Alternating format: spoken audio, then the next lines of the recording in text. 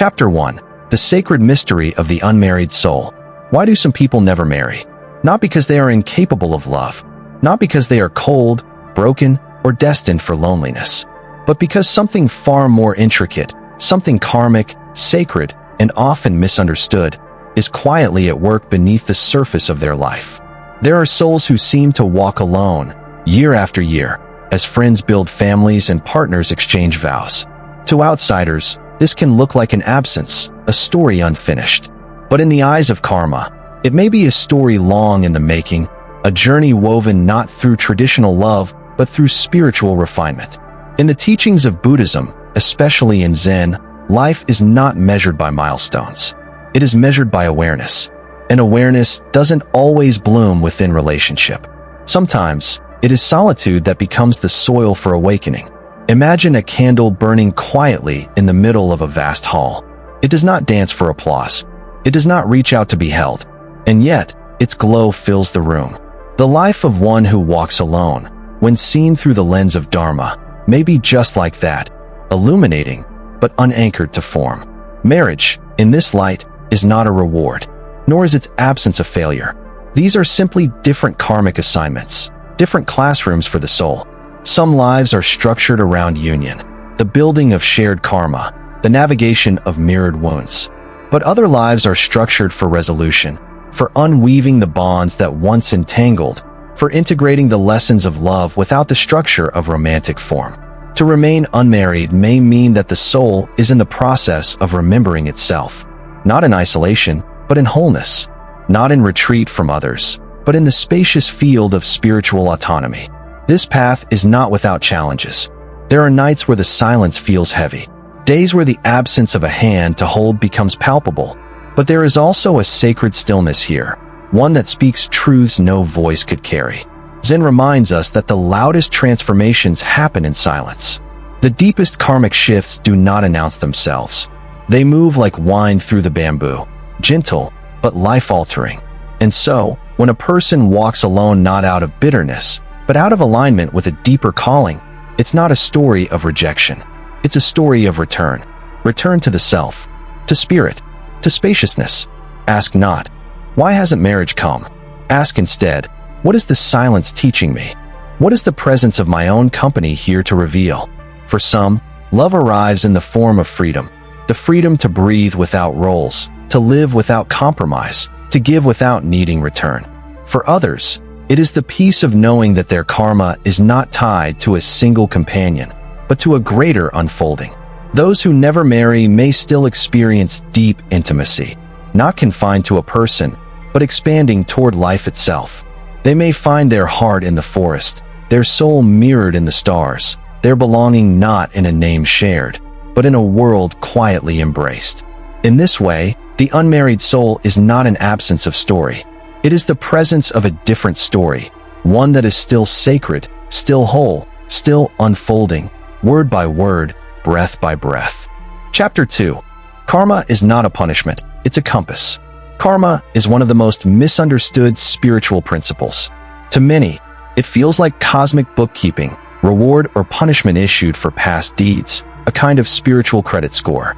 But in the Buddhist and Zen tradition, karma is not a moral police force. It is far more intelligent and far more compassionate. It is not a verdict, it is a vehicle, not a prison, but a path. To say this happened because of karma is not to say this is what I deserve. It is to say, this is what I need to grow. If love hasn't arrived in the form we expected, if marriage has remained a door unopened, the mind immediately jumps to judgment. What's wrong with me? Why not me? But karma might answer differently. It might say, your lessons lie elsewhere.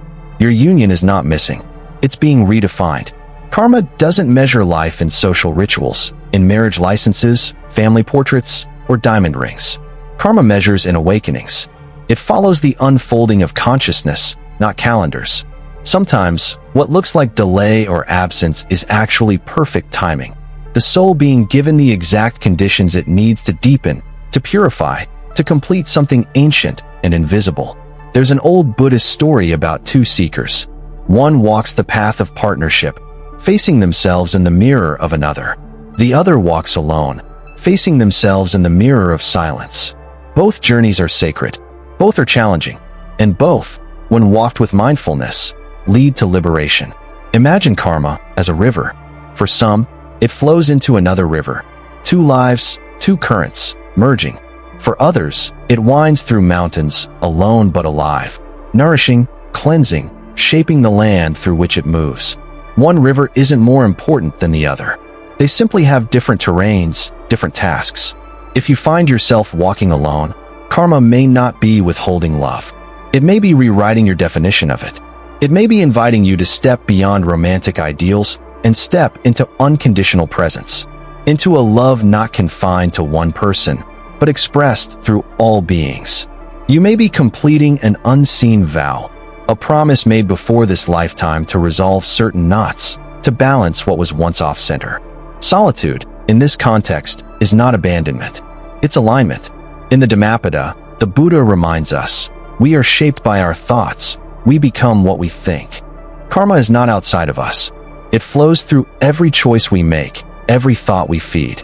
It grows when we grow. It bends when we awaken. Unlike fate, which changes, karma changes. The more aware you become, the more fluid your karma becomes. What once seemed rigid softens. What felt predetermined becomes optional. And what felt like loss becomes liberation. This is the hidden blessing of the unmarried path. It allows love to expand beyond boundaries, not limited to one home, one name, one body. You become free to love through your presence, your work, your gaze, your stillness. Look to the great mystics, the teachers who walked alone, not because they were unlovable, but because they were overflowing. Their lives were dedicated not to possession, but to offering. They loved in ways that weren't limited by expectation. Their love became atmosphere, something you could feel, even if you didn't understand it. So if you find yourself in solitude, pause. Don't fill the space too quickly. Instead, inquire. What story is being rewritten here? What karmic threads am I gently untangling? What form of love am I being asked to embody? One that liberates rather than binds. Because karma is not punishing you for being unmarried. It may be guiding you to discover a version of love that cannot be lost, because it was never something to gain, only something to realize. Your karma is your compass, and it may be pointing not toward another person, but toward yourself. Chapter 3. The Power Hidden in Solitude. Solitude. To some, the word carries a chill, the image of an empty room, the echo of footsteps unanswered. We live in a world that associates meaning with connection, joy with partnership, and success with company. And yet, in the Zen tradition, solitude is none of these things. It is not the absence of others. It is the presence of your own undistorted self. When one walks alone, the noise of the world slowly fades. And what emerges from that quiet is not loneliness, but lucidity. Solitude is not barren. It is fertile, like soil before the seeds, like silence before the music. The ego may resist it, but the soul recognizes it as sanctuary, as reset, as home. The metaphor is simple, yet profound. A seed buried underground is not being punished. It is not forgotten. It is being prepared. So too, the soul in solitude is not withering. It is rooting. It is aligning with a deeper source. Even the Buddha, in his final quest for truth, did not seek counsel from others. He sought silence. He sat beneath the Bodhi tree, not surrounded by voices, but embraced by stillness. And in that silence, he heard what the world could not tell him, the truth of suffering, of self, and of liberation. Many think that solitude is a space to pass through quickly, a temporary desert to cross until companionship appears. But for some, solitude is not the intermission. It is the main act. It is the very space where clarity is carved. In the stillness of solitude, illusions fall away. You no longer look into another's eyes for validation. You no longer shape your speech to be accepted. You begin to see yourself not through the distorted lens of comparison or expectation, but in raw, radiant awareness. Here, you meet yourself, not the self dressed in roles, not the self rehearsed for social approval, but the self beneath all stories. And that self, you find, is not lacking. It is luminous. Marriage, when conscious, teaches responsibility, patience, forgiveness. But solitude teaches surrender, the soft dissolving of egoic clinging. In solitude, No one claps. No one corrects. No one confirms your worth. You learn to be with the most persistent presence in your life, yourself. You discover that peace is not the absence of problems, but the absence of pretending. Solitude teaches that love does not always come with a name or a face. Sometimes, it comes in the hush between your thoughts, in the slow morning breath, in the moment your hand brushes a flower and you feel, deeply feel, that nothing is missing. In this way, solitude becomes purification. It burns off distractions. It reveals what desire hides. It trains the mind to sit, to listen, to not escape. And over time, a miracle unfolds. You stop looking for something out there to complete you. You stop waiting for someone to arrive with the missing piece. You realize, with the clarity of moonlight on still water, you were always whole. Those who walk alone are often not alone at all. They walk with presence, with the sacred, with every sound, every breath, every blink of sunlight through the trees. Solitude, then, is not lack. It is luxury. It is the space to meet reality without filters, to hear the soul whisper truths too quiet for crowds. So if you find yourself alone, not by force but by flow, don't flee. Stay. Let the silence shape you. Let the solitude peel back the noise until what remains is real. Because solitude is not the end of love. It is the beginning of the kind of love that doesn't possess, doesn't perform, and doesn't perish. The kind of love that simply is. Chapter 4. Love without attachment. The Bodhisattva's heart. True love is not possession. True love is presence. In the world, love is often framed as fusion, two becoming one, sharing everything, binding their lives into a single narrative. But in Buddhist and Zen philosophy, love takes a different shape. It does not need to hold. It simply allows. It does not conquer. It liberates. To walk through life unmarried is not to walk without love. In fact, it may be a sign that love has taken on a wider, subtler, more selfless form. One that no longer clings to outcome, but flows freely through action, through service, through silent regard.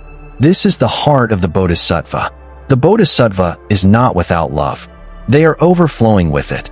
So much so that they choose to return to the world, lifetime after lifetime, not to claim love, but to give it, not to build a small haven of comfort, but to ease the suffering of others.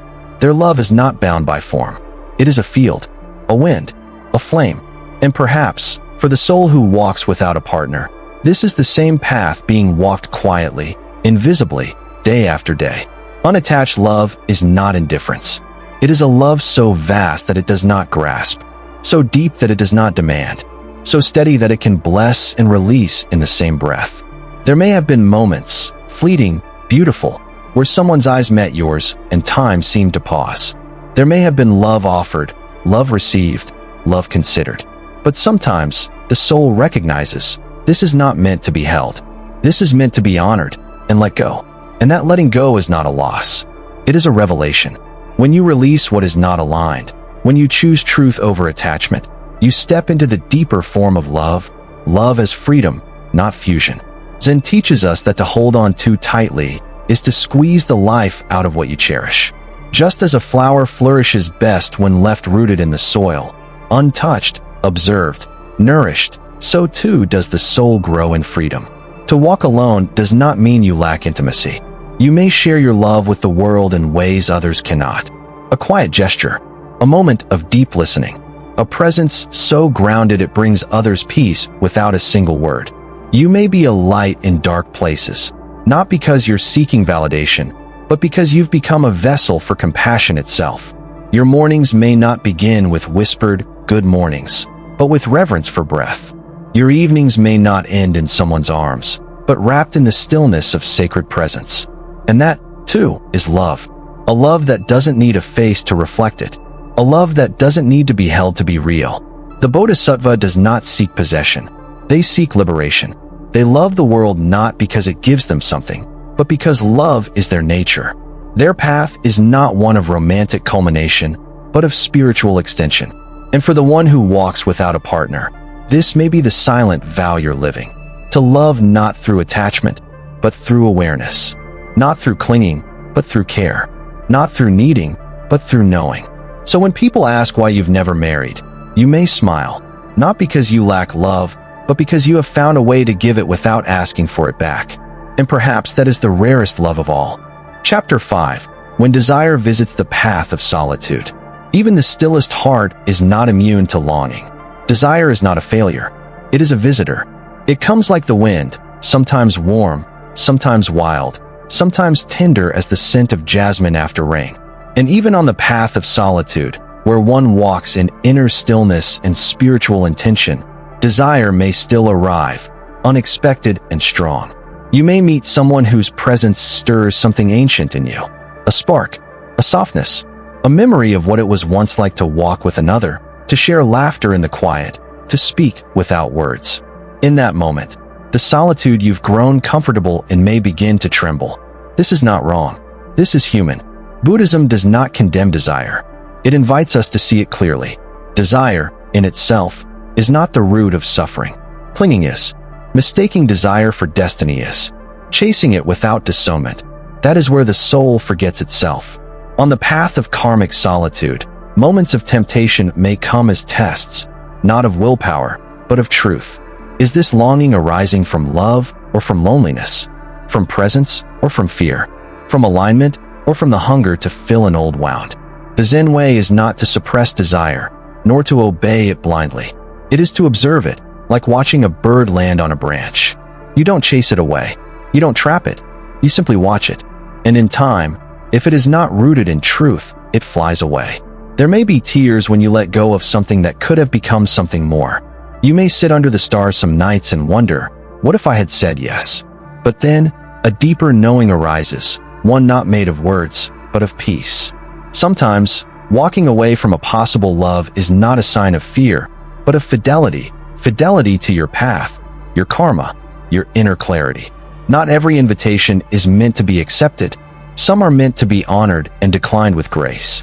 In Buddhist thought, the power of discernment is a sign of spiritual maturity. The one who can recognize when love is a lesson, not a lifetime, has understood something precious. There was a man once, a seeker, who walked alone for many years. One day, he met a woman whose gaze stirred fire in his soul. Her laughter softened the sharp edges of his silence. For a while, he considered stepping off his path. But when he sat beneath the full moon that night, he asked his heart, is this peace? Or is this the echo of past hunger? And the answer came, wordless but clear, you were not born to hold a hand. You were born to hold the world in stillness. He let her go, and though he wept, it was not sorrow, it was reverence. Reverence for truth, for choosing peace over passion, for hearing his soul above the voice of longing. On the solitary path, desire will come, sometimes softly, sometimes with great noise.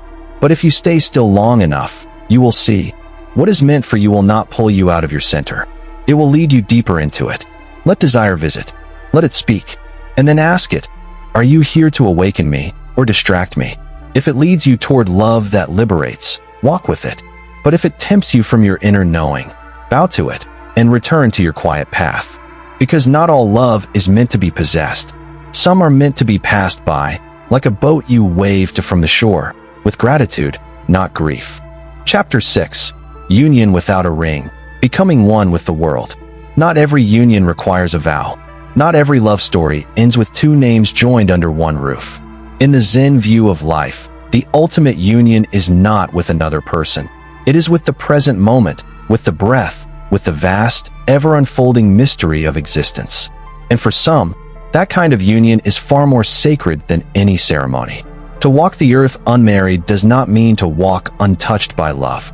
It may mean you are being invited into a deeper intimacy, not with a partner, but with life itself, with rain, with wind, with silence, with spirit. There are those who wake up in the quiet of their room not to someone beside them, but to the sound of birds, the light pouring through the window, the rhythm of breath. And in that awareness, they feel held, known, embraced, not by a lover, but by the moment itself. This is a form of love that has no borders. It does not depend on another's affirmation. It does not require a shared future. It is a love that says, I belong here, in this breath, in this sky, in this now. Zen masters often speak of merging with all things, not through ownership, but through presence. When the ego softens, the illusion of separateness begins to dissolve. And what's left is union, not as something you strive for, but as something that always was.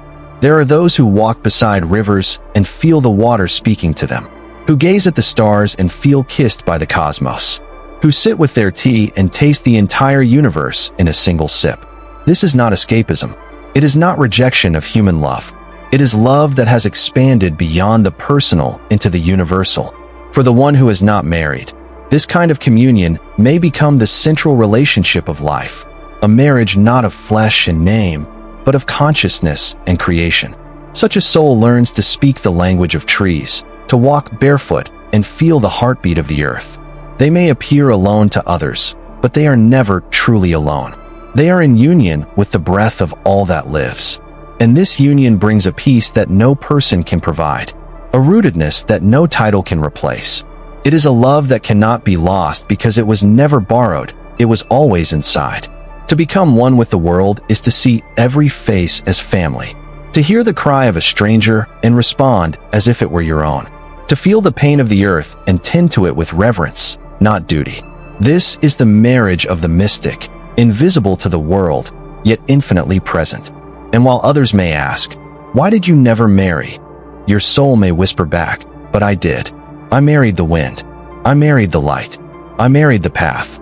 This is not to say one form of union is better than another, only that each soul has its own way of merging with life. Some through relationship, others through realization. When you no longer seek completion through another, you begin to experience the ecstasy of being whole with everything. You become the one who walks not toward love, but as love, not needing a name to define it, not needing a ring to symbolize it. Just presence, just peace, just this step, and the next, and the next. Chapter 7. Not all souls love the same way. The cherry tree does not blossom in the same season as the plum. Yet both are beautiful, both are complete, and neither apologizes for its timing. In the same way, not all souls are here to love in the same manner. Some love through closeness, some through distance, some through devotion to a single person, others through devotion to the world itself. Society often paints love with one color: partnership, a home shared, a ring exchanged, a life built side by side. And for many, this path is sacred. But Zen asks us to look deeper, to see that love, in its truest form, takes many shapes, and not all are visible to the eye. There are souls who carry ancient stories, lives once lived in intense entanglement, in deep union, or in devastating separation. In this life, they may feel called to a quieter rhythm, a gentler unfolding, a different vow. For some, love has already played its part. It has taught its lessons. It has left its echoes. And now, what remains is the call to integrate, not to repeat. You may find yourself drawn not toward romance, but toward silence. Not toward attachment, but toward presence. This is not coldness. This is clarity. When the soul remembers its deeper purpose, it begins to choose love that doesn't bind, but blesses. Love that doesn't crave permanence, but honors impermanence. And this kind of love cannot be contained in a single relationship. It may flow into teaching, into creating, into healing. It may be expressed through art, through nature, through the quiet presence you bring into every room. You may find your heart breaking open not because someone entered your life, but because you stood before a mountain and felt it breathe with you. Because a stranger smiled, and in that smile you felt the entire universe welcome you home. This is not a smaller love. It is a broader one. You are not here to imitate others. You are here to embody the truth of your own path. The Zen way is to walk according to your inner season, not to rush into flowering because others are in bloom, but to wait for your own spring. To trust that when your time comes, your love, in whatever form it takes, will be enough. Even among monastics and mystics, the choice to remain unmarried was not rooted in suppression. It was rooted in a different vow, one that placed awareness above attachment and service above satisfaction. Such souls do not reject love.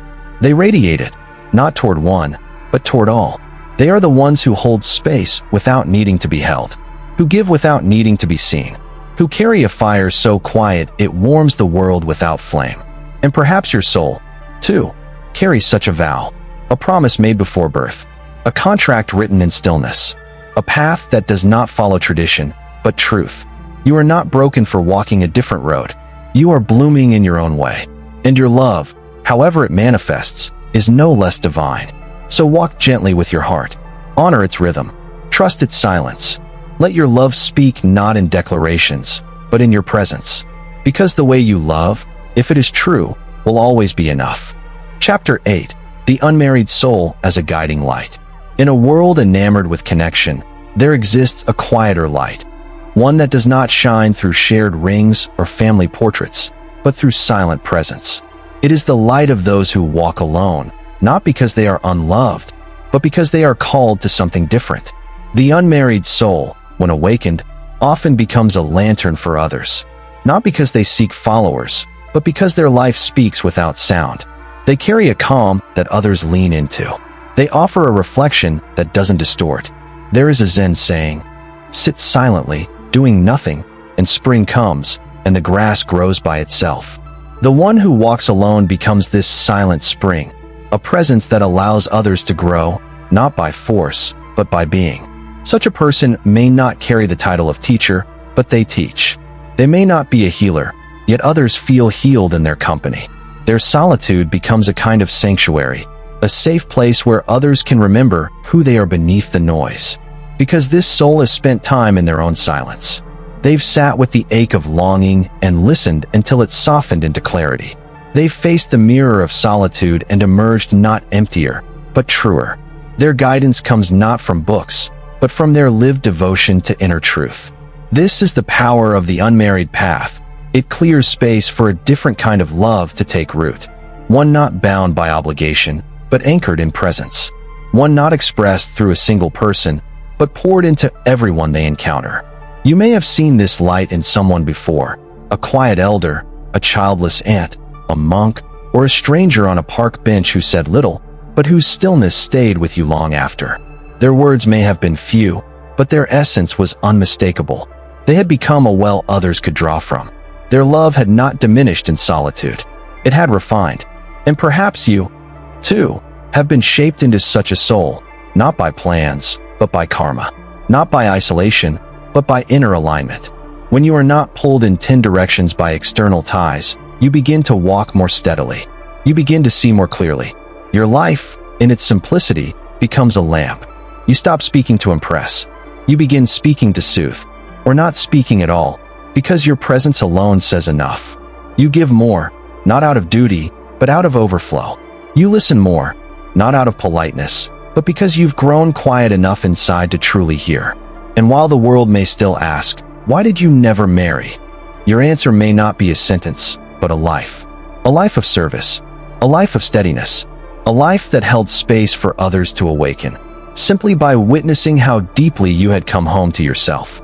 Karma does not waste anything. The love you would have poured into one can be spread across many. And in doing so, you may become the light that guides others through storms you once walked through alone. You are not without purpose. You are not without impact. You are the quiet lantern, not at the center of the crowd, but standing at the edge of the path, illuminating the way. Chapter 9. Acceptance is the door to peace. What if peace isn't found by changing your path, but by accepting it? In Zen, there is a simple yet profound teaching. Pain is inevitable. Suffering is optional. And nowhere is this more relevant than in how we view our own stories. The moment we resist what life has given, we suffer. Not because life is cruel, but because we are clinging to an imagined version of how things should have been. For the soul who has walked alone, year after year, through seasons where others coupled and created families, it's easy to look back and wonder, was I left behind? Did I take a wrong turn? But the Zen path asks a different question. What if this solitude is not a wound, but a window? There is great power in surrender. Not surrender as defeat, but as awakening. The moment you stop comparing, stop fighting, stop narrating your life as a series of absences, you begin to see what has been present all along. The quiet mornings, the space to listen deeply, the ability to serve without distraction, the calm not born of circumstance, but of clarity. Acceptance is not resignation. It's alignment. It's saying, this is the terrain of my soul's journey. I may not have chosen it consciously, but I can walk it consciously. In the absence of partnership, something else grows, a sacred independence, a rooted presence, a self-responsibility that many never fully know. You begin to stand not out of pride, but out of peace. And that peace radiates. Acceptance doesn't mean you never feel longing. It means longing doesn't own you. It becomes a note in your song, not the whole melody. You may still feel moments of ache, but they do not define you. They arise, and then they pass. And beneath them, something steady remains, your presence, your path. When you stop asking, "Why not me?" and start whispering, "Thank you for this silence," something changes. The space you once filled with doubt becomes a field of awareness. The solitude you once fought becomes a sanctuary. There is a Zen story of a disciple who asked his master, "What is the most important teaching?" The master replied, "To say yes. Yes to what is. Yes to this breath. Yes to this moment, even if it is not the one you imagined." When you bow to your life, it bows back. When you stop seeking wholeness in the arms of another, you begin to feel the arms of existence holding you everywhere, in the breeze, the starlight, the stillness after rain. Your path is not broken. It is different. It was never about being chosen by someone else. It was about choosing to awaken in the exact conditions your soul needed. And those conditions, however quiet or uncelebrated by the world, have brought you to yourself. Acceptance is the final teaching, not because it is the last step, but because it is the doorway through which all other wisdom finally becomes embodied. So breathe into this path. Let go of the old questions. Stop reaching toward the life that never came, and start living the one that has always been waiting, here, in your hands, now. You have not missed your chance. You have arrived at your truth. And in that acceptance, you are free. Not all vows are spoken aloud. Some are whispered before birth, in the space between lifetimes, where the soul chooses not ease, but evolution. Where it says, "In this life, I will walk alone," not as punishment, but as purpose. You were not forgotten by love. You were formed by it. Your solitude is not a silence to be broken, but a sacred space to be honored. A path where the echoes of old stories are softened into stillness, where old karmic knots are untied not by another's hands, but by your own awakening. Marriage is a noble journey, but so is the journey of the one who chooses not to marry, or is chosen by karma for a different vow. A vow of presence, of compassion, of spiritual clarity. You are not an empty vessel waiting to be filled by another. You are a wellspring, a quiet flame, a mirror of the vastness that lies beneath the surface of daily life. Do not ask if you were meant to walk with someone. Ask instead, who have I become by walking alone? Because maybe you were never meant to say, "I do." Maybe you were meant to live as if whispering, with every breath, "I am." And in that sacred whisper, the whole universe answers back, "Yes, you are complete."